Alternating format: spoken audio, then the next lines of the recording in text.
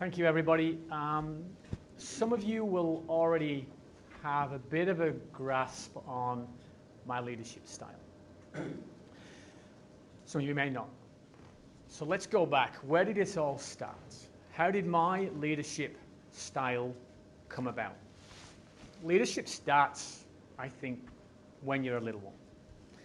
So who are my role models that started to form little Johnny to where he is now into a leader? Because I do believe I'm a leader, and I'll get onto that a little bit later on.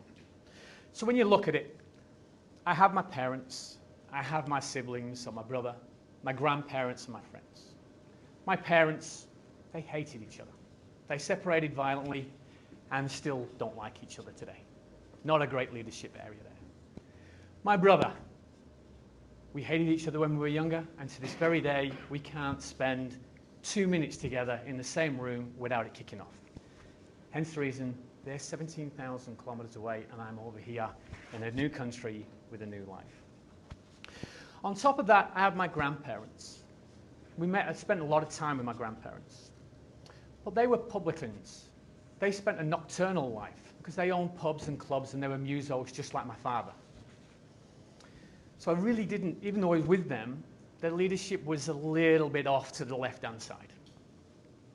And then there was the friends. But the trouble is, most of those friends who were in my network were those of my father and of my grandparents.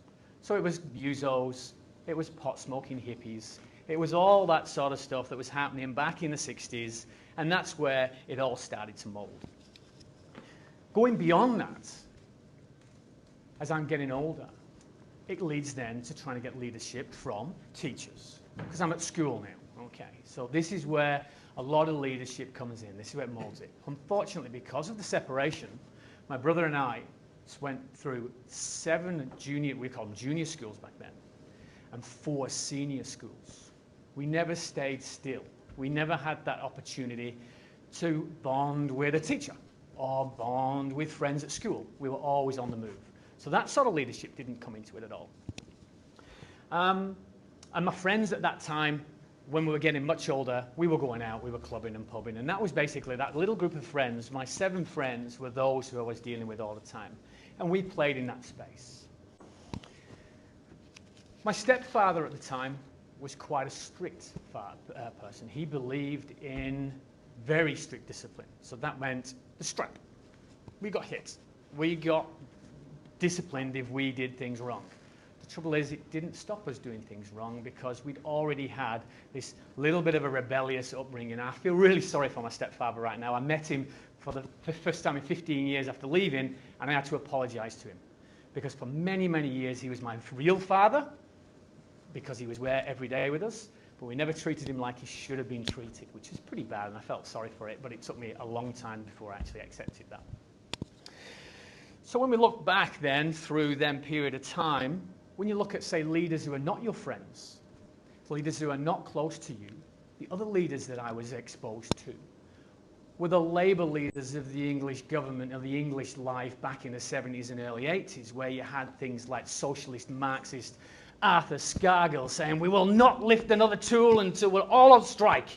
We're going to close the country down until the leaders give us what we want. You had then the people like Margaret Thatcher, Thatcherism, who said, screw you guys, you can throw your tools down, you are not getting what you want. And I had the polar opposite.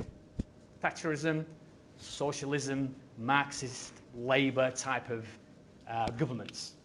These guys are throwing all these things at us, and I'm trying to get my idea together how I'm going to be a leader. What is my leadership style?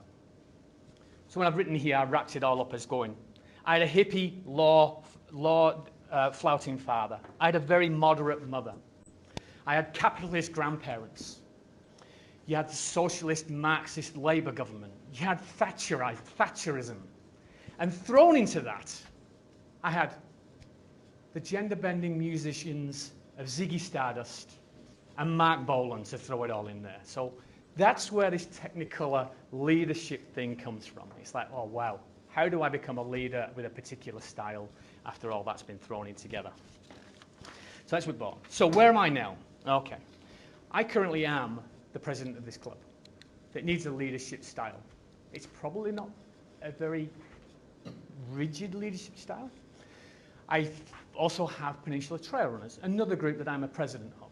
I also am the owner of a PT company, a business, and I am just about to kickstart another organisation called Seagulls on the Run, which is to introduce people to adventure, outdoor running, and the likes. And it means I have to take people out. I have to get people out into the field. I take runners in the middle of the high country. And do you know what? If I say we're going down a trail, everyone follows. I don't know where that trail's going, but they must believe I have something about me that goes, right, I'm going to follow this guy. So when I filled in the form, I'm going to read these two things here. There's, you had to identify your leadership style. And there's a lot of scores. And I came out with innovative. So Toastmasters scoring system put me in the innovative leadership role. Guess what? Guess where bureaucratic came? Bureaucratic leadership scale came right down at the very bottom. And I believe that the innovative is quite true about the way I work. Because its listings here has, it shares a vision of future with pursues excellence. The leader encourages innovative ideas. They promote, motivates and promotes respect for team leaders through creativity. And I think that's what it's all about. It's about, I'm a very creative person. I'm a very motivated person. And that's the type of leadership style that I think has landed, that I've found myself in now, where I try to don't lead with any real authority, because I don't believe there is in authority too much. I don't know if you've gathered that. It's like, oh, I hate rigid structures. I like to just bounce around left, right.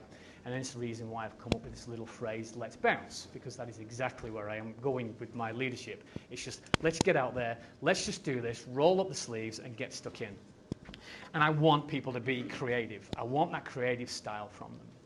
Some people have said that it could be a little bit too soft, but if I need something done, I will do it, and I will do it in a very, very firm way. The phrase that I've heard used in the past is to lead with, I think it's an iron fist in a velvet glove. I don't think I've got an iron fist, probably a very malleable soft metal maybe, but it is covered in a velvet glove. So my leadership style, I would class as innovative, and I would just sort of like say, please bear with me. I do bounce all over the place in my leadership style, but I do have a lot of people follow me when I do it. So thanks very much, guys. Thank you for listening to me. Peace.